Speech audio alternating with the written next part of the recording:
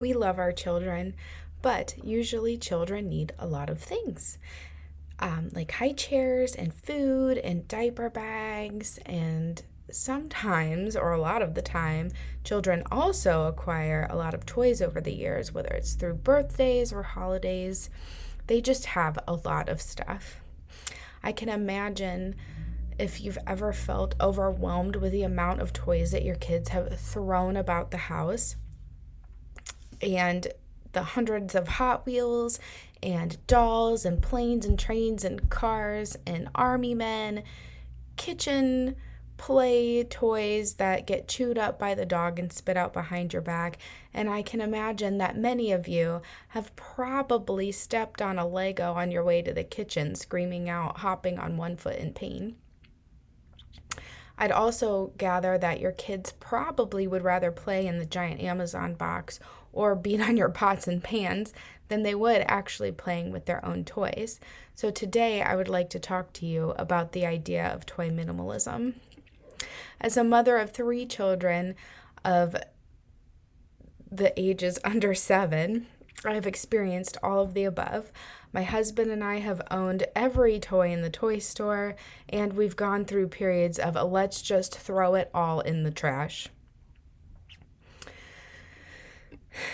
Our focus the past 2 years has been decluttering our children's toys and keeping their favorite items and donating the rest. So, according to Dr. Susan Newman of Psychology Today, too many toys are bad for children.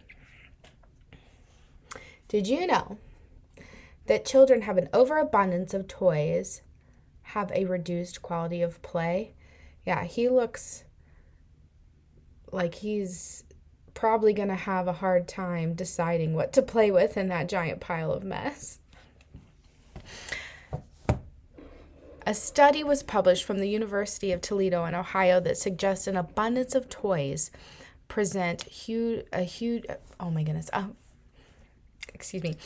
An abundance of toys present a reduced quality of toddlers' play. By having more toys around the home, it is difficult for toddlers and kids to decide on what to play with. It is too overwhelming for them, and as a result, children will throw their toys around the house and forget about them and move on. Children don't have a developed attention span, and this leads to not caring about their toys or not learning to take proper care of their items. Dr. Newman says during childhood, children develop, but may not have mastered higher level control over attention. Their attention and therefore their play may be disrupted by factors in their environment that present distraction. As it turns out, having fewer toys makes a huge impact. It allows children to have a healthier play, it allows them to develop deeper cognitive function, and it allows them to use their imagination. Everyone seems to be jumping on the minimalist bandwagon. Becoming organized and clutter-free relieves stress and anxiety for you as the parent, and also relieves the overwhelming feeling of the child. Toy minimalism allows you to focus on creating memories with your child. Investing in activities and memories instead of more toys creates a stronger bond between parents and children. Research has shown that investing in activities and creating a bonding experience over buying children more material goods will allow children to look back on those experiences with more satisfaction. Dr. Newman.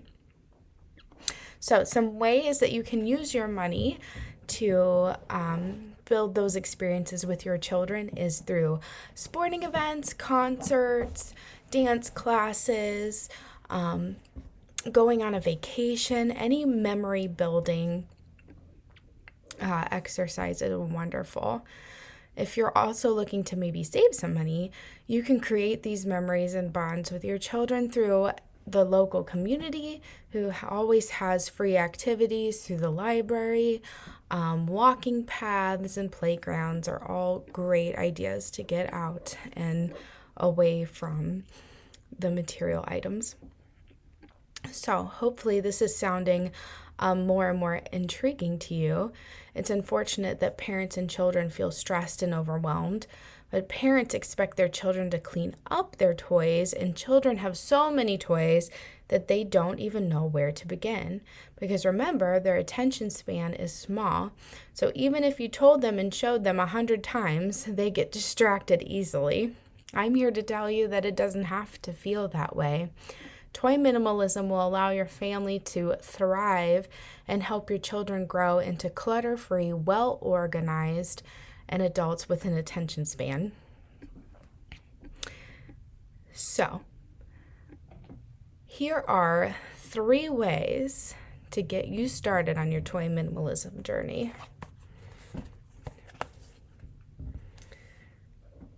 You can rotate toys for variety. Rotating toys is a great way to keep your children interested in their toys.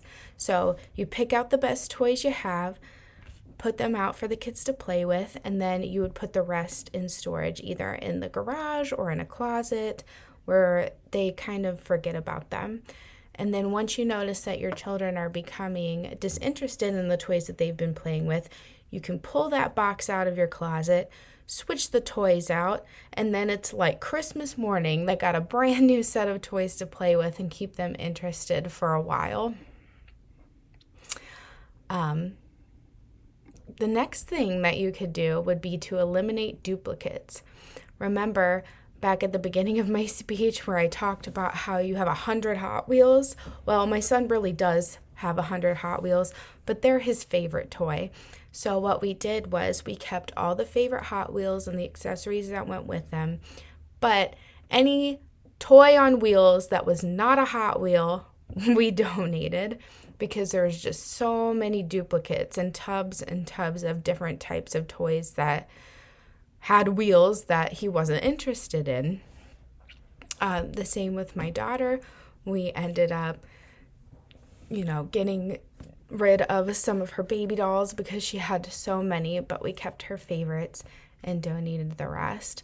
So this helped really narrow down what they were truly interested in playing with. And all of this is according to a study done by Vlinder, who has, the study was Too Many Toys, 5 Steps for Dealing with a Toy Overload. So another thing that you could do to help, according to Vlinder, is display the good stuff. So remember this picture I showed you of the well-organized playroom?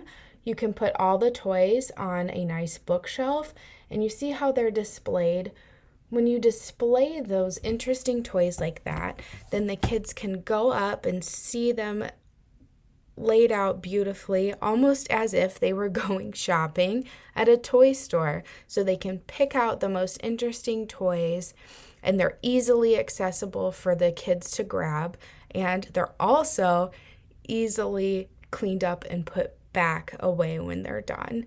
You can also put them in clear labeled organized bins that can be pulled out and put back, so a child could have one bin at a time, and then that way that would keep down on the clutter of everything just being thrown about, and you don't even know where all the pieces and parts go to a specific toy. We always had that problem.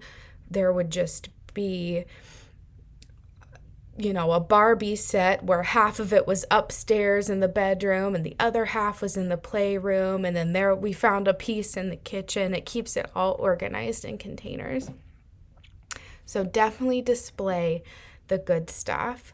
And when children have, 2 to 3 toys to play with, then they can play with them for a lot longer. Their attention span starts to develop, and they start to develop that deeper cognitive thinking, and they are more content. So, an overwhelmed home is not a happy home, and a home full of clutter and disorganization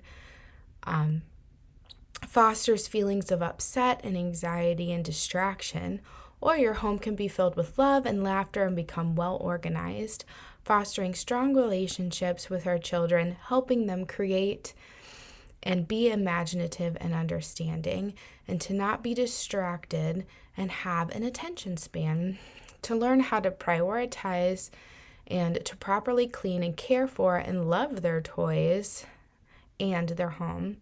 I hope you would all consider reducing the number of toys in your home, that it would bring a sense of relief at knowing that you're improving your child's quality of play, imaginative skills, cognitive skills, and helping them grow into a wonderful adult.